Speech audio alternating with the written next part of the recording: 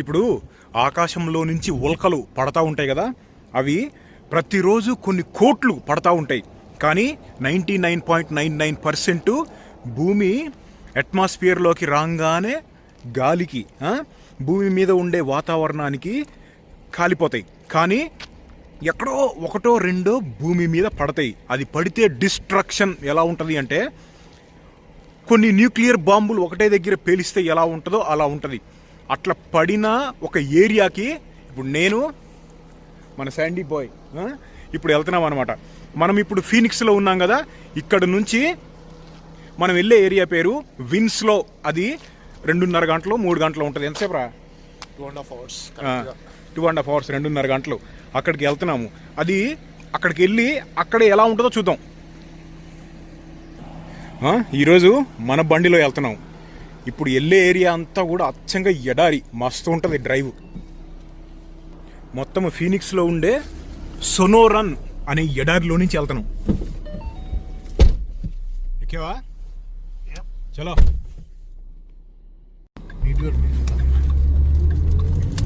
Okay, road ఎక్కేసాం.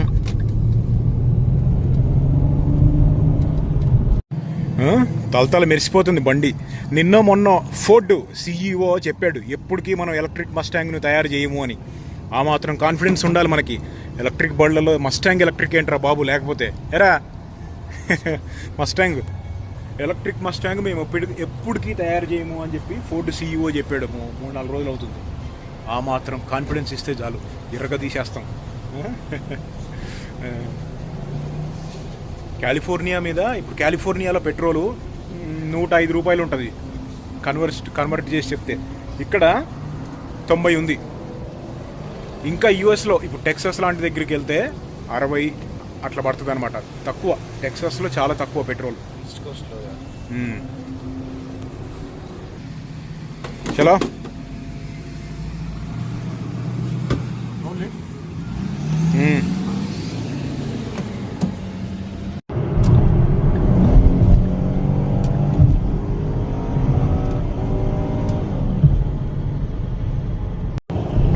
రోడ్లు చూడు ఎంత అందంగా ఉన్నాయో. మనము 2.5 గంటలు వెళ్ళాలి. మొత్తం డ్రైవ్ అంతా కూడా ఇంతే ఉంటుంది. అచ్చంగా ఎడారిలో నుంచి కొడతాం డ్రైవ్.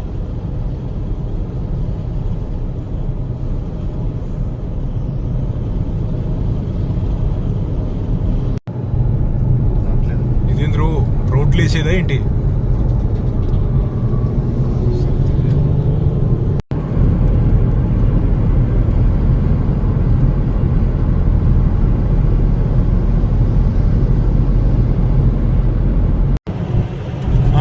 మేఘాల షేపు చూడు, వాటి షాడో కొండల మీద పడి ఎలా ఉందో.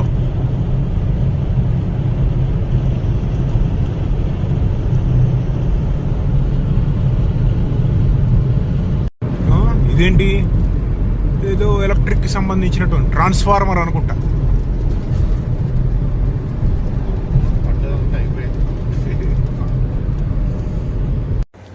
ఒక లెవెల్లో ఆకలి అవుతుంది. ఫస్ట్ మంచిగా ఒక సాలిడ్ బఫే కొట్టి ఇక్కడి నుంచి ఇంకో గంట అన్నమాట.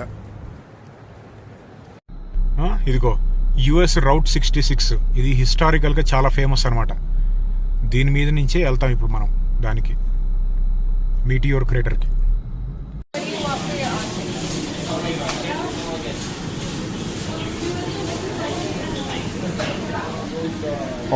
Orange chicken.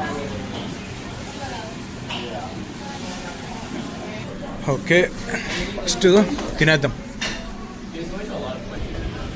Okay, Panda express.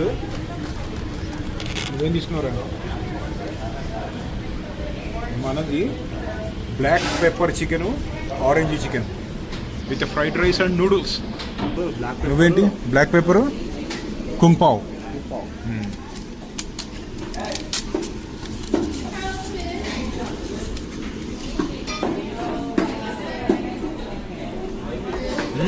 Panda Express బాగుంటుంది.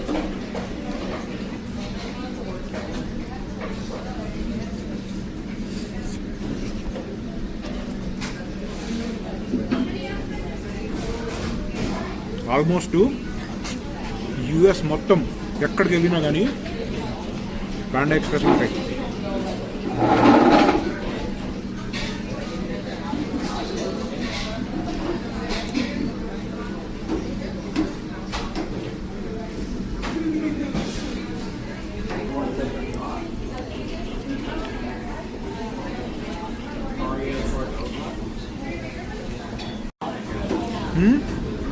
ఇదేమో చాలా ఫేమస్ అన్నమాట. ఆరెంజ్ చికెన్ స్వీట్గా ఉంటుంది. ఇదిగో ఇదేమో బ్లాక్ పెప్పర్ చికెన్, మిరియాలు వేసి చేస్తారనమాట. పర్లేదు, బాగానే ఉంటుంది. మిరియాలు తింటున్నట్టు ఉంటుంది.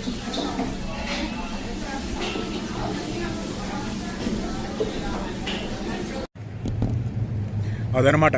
ఇక్కడి నుంచి కరెక్ట్ ఇంకో గంట.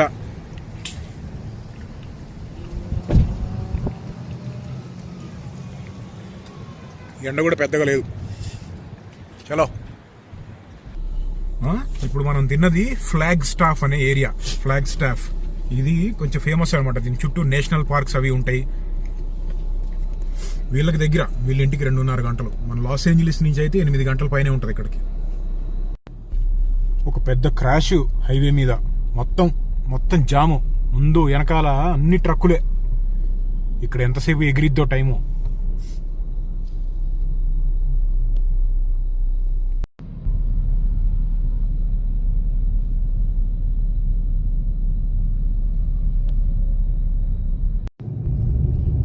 ఇదిగో ఇది ఈ యాక్సిడెంట్ మూలాన ఇక్కడ ఒక 20 నిమిషాలు ఎగిరింది.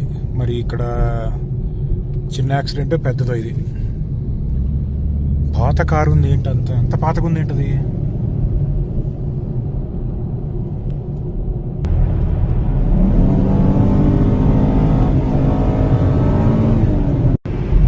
రోడ్లు ఫ్లాట్గా అటు ఇటు చూడు ఎంత పొడుగున్నాయో.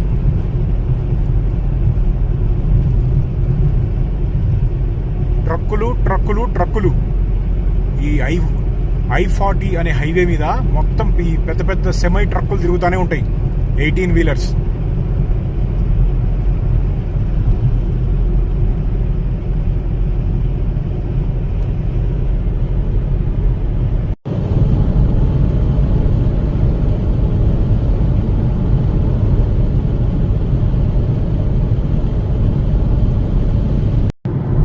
ఇదిగో మొత్తానికి వచ్చేసాం.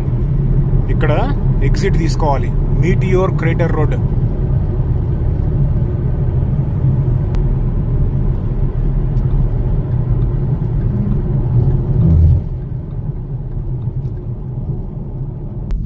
ఇక్కడ ఏం రాశారు చూడు, కార్ స్పీడ్ లిమిట్ 50 మైల్స్, అంటే 80 కిలోమీటర్లు. మీటియోర్స్ 26,000 మైల్స్ అంట, అంటే అప్రాక్సిమేట్లీ 40,000 కిలోమీటర్ల స్పీడ్ తోటి వచ్చింది పైనుంచి ఉల్కా కింద పడేటప్పుడు.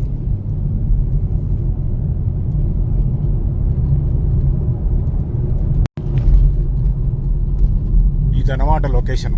ఇప్పుడు ఇక్కడ బండి ఇక్కడ పార్క్ చేసి ఏదో ఒక టికెట్ ఒకటి తీసుకోవాలి. $30 ఒక్కొక్క మనిషికి, అంటే 2,500 అనమాట. ఇక్కడ తీసుకొని ఇక్కడ నుంచి లోపలికి వెళ్ళి పైనుంచి ఆ స్పాట్ చూద్దాం. కరెక్ట్ 2.5 గంటలు పట్టింది అక్కడి నుంచి. వెళ్దామా? పద లోపలికి వెళ్దాం. నేను లాస్ట్ టైం వచ్చినప్పుడు ఇంత సెటప్ లేదు, ఇప్పుడు మంచిగా కట్టినట్టున్నారు. నేను ఇంతకుముందు 2016లో వచ్చాను ఇక్కడికి. అప్పుడు ఈ లెవెల్లో లేదు అది. రారా, ఇదిగో లోపల చూసారా, చిన్న మొక్కలు, అంతరిక్షంలో నుంచి రాలిపడ్డ ఉల్కలు. చాలా వాల్యుబుల్, చాలా రేటు ఉంటాయి ఒక్కోటి. ఇదిగో ఉల్కా, ఇందులో ఐరన్, నికెల్, కోబాల్ట్, రకరకాల మినరల్స్, మెటల్స్ ఉంటాయి.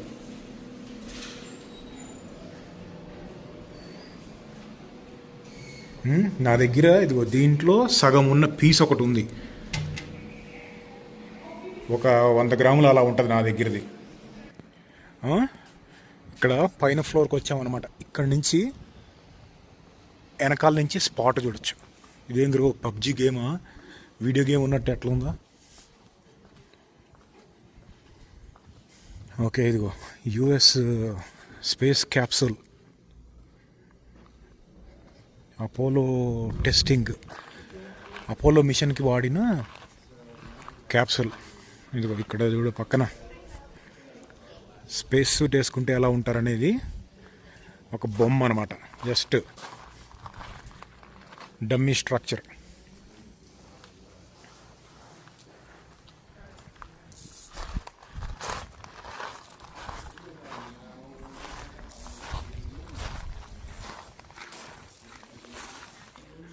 వెనకాల ఉల్క పడిన స్పాట్కి వెళ్దాము. అయితే ఉల్కలు రాత్రిపూట చుక్క రాలింది అంటారు కదా, చుక్క ఎప్పుడు రాలదు. అవన్నీ కూడా వేరే వేరే గ్రహాల్లో నుంచి, లేకపోతే అసలు మన సోలార్ సిస్టమే కాదు, మన గ్యాలక్సీనే కాదు. మన గ్యాలక్సీ పేరేంటి? మిల్కీ వే. ఇది కాకుండా మనకి నియరెస్ట్ ఉన్న గ్యాలక్సీ పేరు ఆండ్రోమీడా.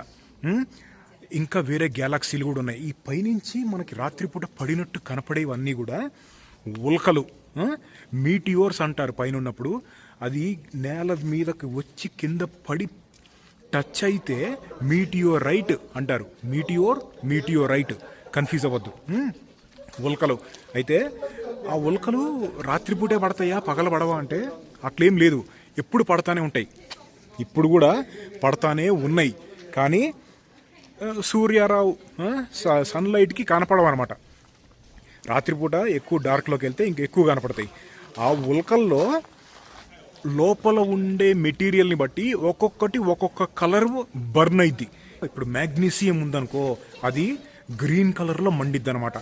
సోడియం అనుకో ఆరెంజ్, కాల్షియం ఉంటే అది పర్పుల్ వంకాయ కలర్, ఆ కలర్లో మండిద్ది. ఐరన్ అనుకో ఆరెంజ్. మోస్ట్లీ ఈ కలర్స్ అనమాట.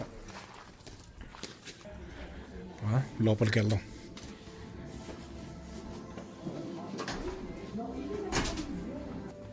అబ్బో, ఇంతకుముందు నేను వచ్చినప్పటికి ఇప్పటికి చాలా సిస్టమ్ మార్చేశారు అసలు. ఇక్కడ పడిన ఉల్క పెట్టిన గుంట ఉంది కదా, దాన్ని చూస్తానికన్నా ముందు అసలు ఇక్కడ పడిన ఉల్కని చూపిస్తా. అది ఎలా ఉంటుందో చూడండి మీరు, చాలా ఇంట్రెస్టింగ్గా ఉంటుంది. ఇదిగో వెనకాల ఉంది చూసారా, అదే ముక్క. ఇది ఏమైందంటే 50,000 సంవత్సరాల నాడు పడింది అంతరిక్షంలో నుంచి. చూడు, కంప్లీట్గా ఐరన్ ముక్క ఎంత సాలిడ్గా ఉంది చూడు. అయితే ఇక్కడ పడి గుంట పడిన ఆ గుంట పెట్టిన మీటియోర్ మొత్తము 150 అడుగులు ఉండేది. దాంట్లో నుంచి కొన్ని ముక్కలు ఊడిపోయినాయి కదా, వాటన్నిటిలో కల్లా ఇదే పెద్ద ముక్క అనమాట. మిగతా అన్నీ కరిగిపోయి అటు ఇటు రాలిపోయినాయి. ఇందాక చూసాం కదా ఇంత ముక్కలు, అవి కూడా ఆ 150 అడుగుల వెడల్పున్న ఆ పెద్ద ఐరన్ ముద్దలో అనమాట. వాటి అన్నిట్లో కల్లా రియల్ పీస్ ఇది. దీని వాల్యూ కట్టలేము, కొన్ని కోట్లలోనే ఉంటుంది. చూడు వేడికి ఎలా కరిగిపోయిందో. చాలా పెద్ద పెద్ద సైజు ఉంటాయి ఇవన్నీ. కరుగుతా కిందకు వచ్చి ఇంకా సైజు మిగిలింది కాబట్టి భూమిని కొట్టినవి. చూడు అసలు స్ట్రక్చర్ చూడు, వాట్ ఏ బ్యూటిఫుల్ పీస్. ఇప్పుడు ఇది పడిన డిస్ట్రక్షన్, ఇది పడితే డిస్ట్రక్షన్ బీభత్సం అనేది ఎలా జరిగిందో బ్యాక్ సైడ్కి వెళ్ళి చూద్దాం. చూడు గుంటలు చూడు ఎలా ఉన్నాయో.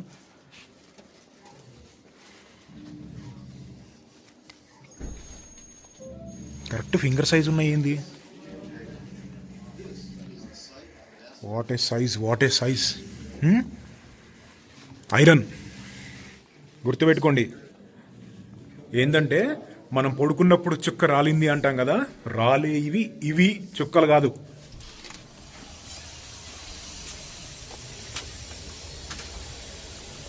రాలకుండా కింద పడితే అలా ఉంటుంది బీభత్సం. గోడకు అవతల పక్క ఇది ఎలా ఉంటుంది అంటే, ఇప్పుడు భూమి మీద ఇట్లా ఉల్కలు పడి పెద్ద పెద్ద గుంటలు పడినవి చాలా ఉన్నాయి. కానీ కానీ పాడవ్వకుండా ఇలా మిగిలినాటిల్లో అన్నిట్లో కల్లా బెస్ట్ ఇదే ప్రపంచంలో. ఇదిగో కనపడుతున్న గుంట, ఇదిగో ఇది అది పెట్టిన హోల్ చూడు ఎంత ఉందో. ఇది ఏంటంటే 1.2 కిలోమీటర్స్ వెడల్పు ఉంది, డీప్ ఏమో 170 మీటర్స్. అయితే 50,000 సంవత్సరాల నాడు పడింది. అయితే 1920-30 టైంలో, ఆ టైంలో ఇది ఉల్కలు పడటం మూలాన ఈ క్రేటర్ అంటే ఈ హోలు ఉల్క మూలాన వచ్చింది అని చెప్పి 1920s 1930s టైంలో డిసైడ్ చేశారనమాట. కొంచెం జూమ్ వేద్దాము, నువ్వు చూడు ఎలా ఉందో. ఇంకోటి ఏంటంటే ఇప్పుడు ప్రపంచంలో అన్నిట్లో కల్లా పెద్దది సౌత్ ఆఫ్రికా దేశంలో ఉంది.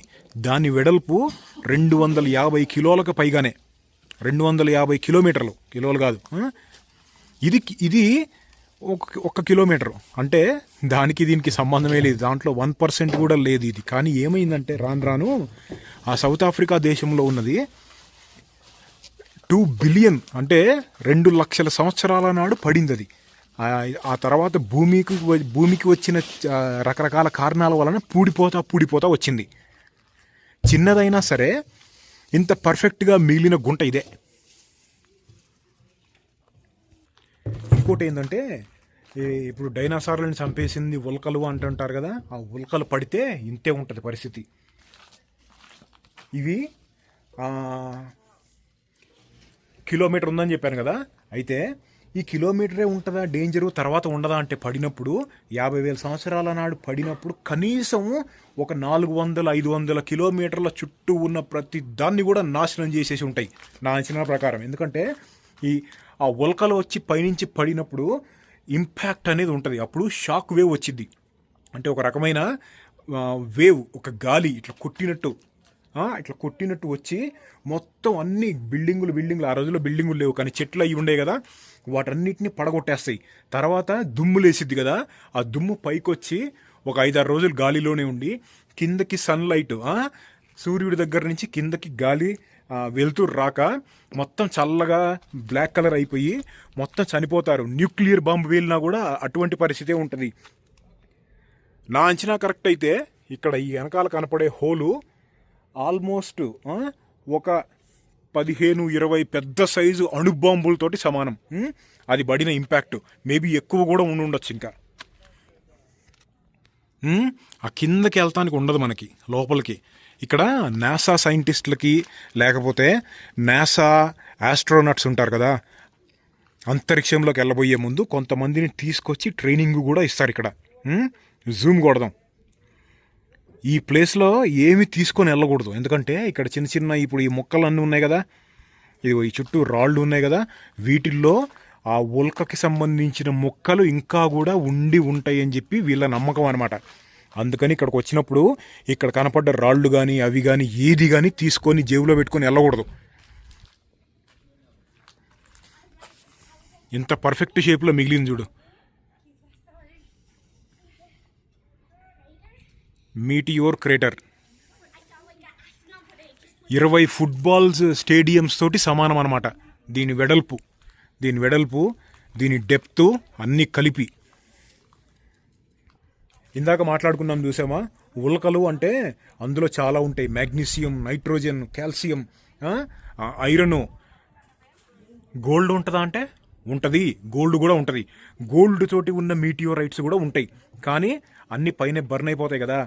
ఇప్పుడు తోకచుక్కలు అంటారు తెలుసు కదా, లేకపోతే ఆస్టరాయిడ్స్ అంటారు కదా, అవి అచ్చంగా గోల్డ్ తోటి తయారైన ప్లానెట్లు ఉన్నాయి, డైమండ్ తోటి తయారైన ప్లానెట్లు ఉన్నాయి.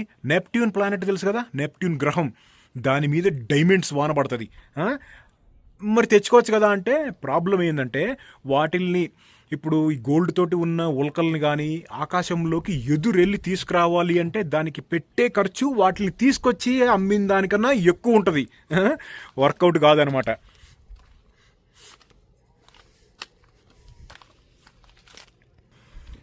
ఇదిగో ఇక్కడ ఇంకా టాప్ యాంగిల్లోకి వచ్చాం. ఇదిగో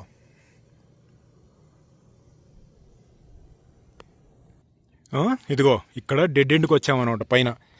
ఇక్కడ ఈ కనపడేది ఇంకోటి ఏంటంటే, అప్పుడు 50,000 సంవత్సరాల నాడు పైనుంచి ఆ మీటియోరైట్ ముక్క నేలను కొట్టినప్పుడు ముక్కలు ముక్కలు అయిపోయి అటు ఇటు పడ్డాయి అన్నాం కదా.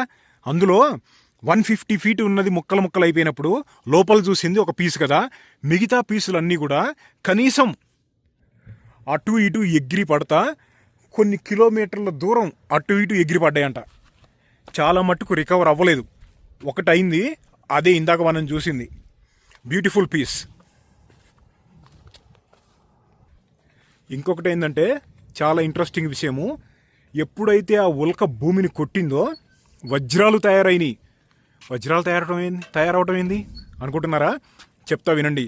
వజ్రాలు 2 రకాలుగా తయారవుతాయి. నంబర్ 1, కొన్ని కోట్ల సంవత్సరాల నుంచి భూమి అడుగులో ఉండే ప్రెషర్కి కొంచెం కొంచెం పైకి వస్తా ఆ ఎక్స్ట్రీమ్ ప్రెషర్ని తట్టుకొని కార్బన్ అనేది 100%, డైమండ్ అనేది 100% ప్యూర్ ఫామ్ ఆఫ్ కార్బన్, 100% కూడా ప్యూర్ అనమాట. ఆ ప్రెషర్కు బిల్డ్ అయ్యి తర్వాత ఏదో ఒక కారణం మూలాన భూమి లోపల ఉండే ఒత్తిడి ఎక్కువ తక్కువ అవటం మూలాన అలా ఒత్తిడికి గురయ్యిన వజ్రాలు భూమి లోపల నుంచి మెల్లమెల్లగా పైకి వస్తాయి. అది నంబర్ 1. నంబర్ 2, ఆర్టిఫిషియల్ డైమండ్స్ తయారు చేస్తారు. అత్యధిక ప్రెషర్ని ల్యాబ్లో ఆర్టిఫిషియల్గా కార్బన్కి ప్రెషర్ అప్లై చేస్తే వజ్రాలు తయారవుతాయి. ఎప్పుడైతే ఇక్కడ ఉల్క పడిందో ఆ ప్రెషర్కి ఇన్స్టెంట్గా వజ్రాలు తయారవటం మొదలుపెట్టినాయి అంటే ఇక్కడ అప్పటికప్పుడు. తర్వాత అటు ఇటు కొట్టుకుపోయినాయి, కొన్ని కరిగి కూడా పోయినాయి. ఇదిగో ఒక లుక్ అనమాట ఇక్కడ. ఇదిగో ఇదంతా మీటియోర్ క్రేటర్. ఒక రౌండ్ వేస్తే ఇటు పక్కకి ఇటంతా ఫ్లాట్ ల్యాండ్, మొత్తం ఫ్లాట్. ఇదిగో చూడు ఎలా ఉందో. ఇలా ఉన్న ఏరియా మీద పడింది అది.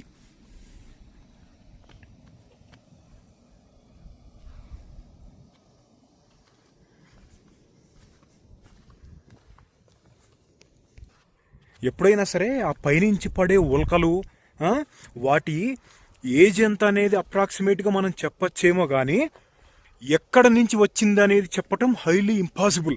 ఎందుకంటే ఇందాక మనం అనుకున్నట్టు మన గ్యాలాక్సీ నుంచి కాకుండా వేరే గ్యాలాక్సీల నుంచి కూడా రావచ్చు. అయ్యి చాలా ఓల్డ్ ఉంటాయి. ఇప్పుడు భూమి పుట్టి 5 బిలియన్ సంవత్సరాలు అవుతుంది. 5 బిలియన్ సంవత్సరాలు అయితే మనకి ఆ పైనుంచి వచ్చి కింద పడే ఉల్కలు అంతకన్నా ఓల్డ్ అయి ఉండొచ్చు. ఎందుకంటే ఆ పైన వేరే గ్రహాల నుంచో లేకపోతే వేరే గ్యాలాక్సీల నుంచో అవి ఇంకా ఓల్డ్ అయి ఉండొచ్చు కదా, అక్కడి నుంచి వచ్చి ఉండొచ్చు కదా. అందుకనే ఈ ఉల్కలు చాలా రేటు ఉంటాయి. నా దగ్గర ఇంత ముక్క ఉంది, దాన్ని కరగబెట్టి హంటింగ్ నైఫ్ చేపియాలి. కానీ ఇంకా కావాలి, ఒక ముక్క సరిపోదు, కనీసం ఇంకో 5-6 ముక్కలన్నా కావాలి. ఇక్కడ ఎంత పెద్దది ఉందో, చాలా కత్తులు వస్తాయి మనకి. అమ్మినా మనం కొనుక్కోలేము ఆ డబ్బులకి.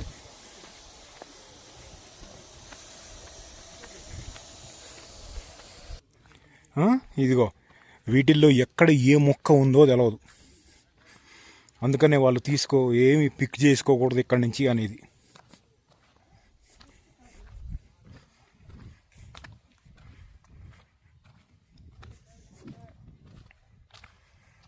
కలర్ చూడు, ఏ కలర్ ఉందో ఇక్కడ చూడు.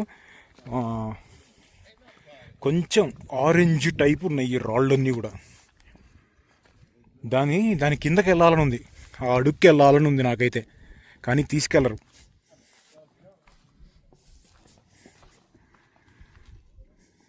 ఇదిగో ఇదంతా కూడా శాండ్ స్టోన్, ఒక టైప్ ఆఫ్ శాండ్ స్టోన్.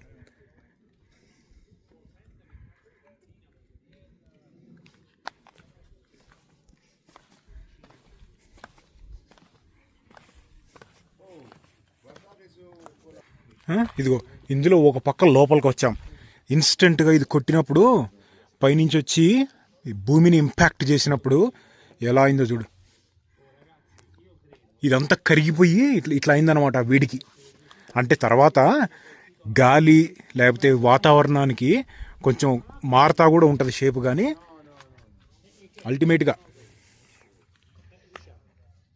ఇది స్ట్రక్చరు అది వచ్చి కొట్టినప్పుడు.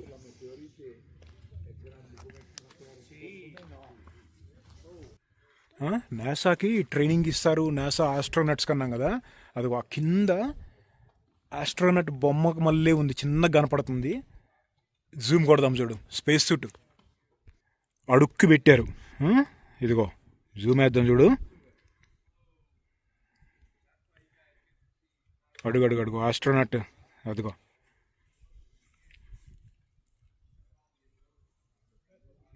ఇక్కడ లెఫ్ట్కి జరిపితేనేమో ఇది చిన్న ఏదో ఎక్విప్మెంట్ ఉంది, వాళ్ళ నాసా ఎక్విప్మెంట్.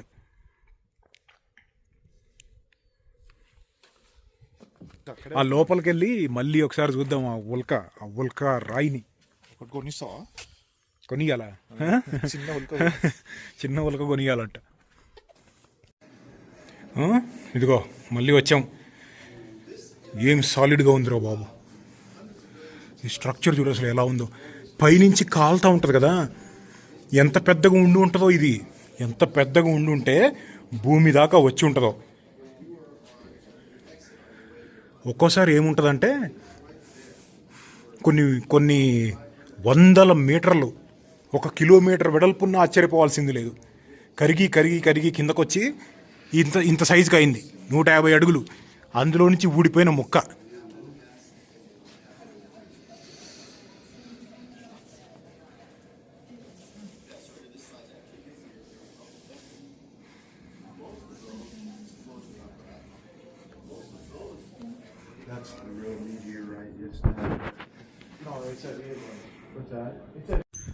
అదనమాట ఉల్కాపాతం.